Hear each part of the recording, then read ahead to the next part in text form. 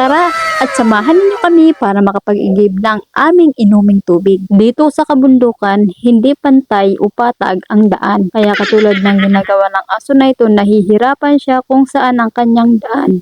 Minsan mayroong lugong, minsan mayroon din namang patag, minsan mahirap ang daan lalo na kung panahon ng tag-ulan. Sobrang putik pero dapat kayanin katulad ng ginagawa ng ilan. Ang amin palang pinagukunang inuming tubig ay doon pa sa kabila ng ilog ng Bansod. At tuwing Sabado, ang aking mga kababayan ay nandito sa ilog para maglaba ng kanilang mga sinuot na damit sa buong linggo. Ayan nga palang nasa itaas ay ang aking pinsan na kumakaway-kaway at ang kanilang pag-uwi niyan ay hapon pa o gabi na dahil sa sobrang dami ng kanilang nilaba. At ito na nga mga guys, ang aking kapatid ay tumatawid na ng ilog ng Bansod na hindi namin alam na ang mga kababayan namin ay hindi umiigib dito sa kabila ng ilog dahil alam na nga nila na malaki pa at hindi pa kayang tawirin ang ilog ng Bansod. Char lang.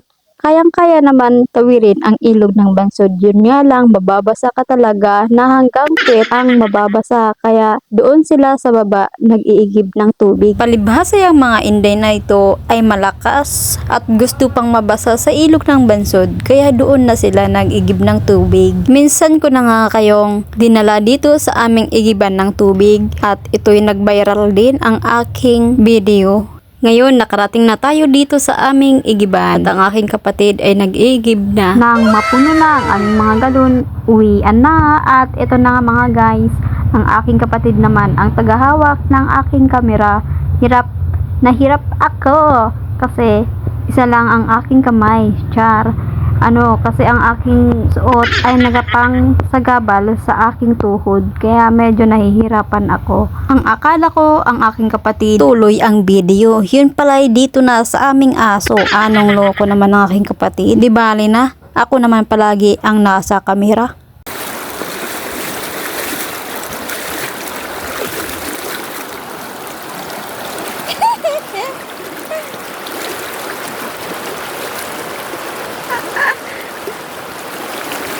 At ngayon, ang lahat ay nakaliban na dito sa ilog ng Bansod. Ngayon naman ang aming tatahakin itong daan na napakatarik. Pero itong aso na ito, itong tuta na ito, kahit matarik, basta kasama ang may-ari, tuloy pa rin ang lakad. Maraming salamat nga pala mga guys sa inyong patuloy na pagsuporta sa akin. At nandyan palagi kayo para mag-comment at mag-like, pag-share ng aking mga upload.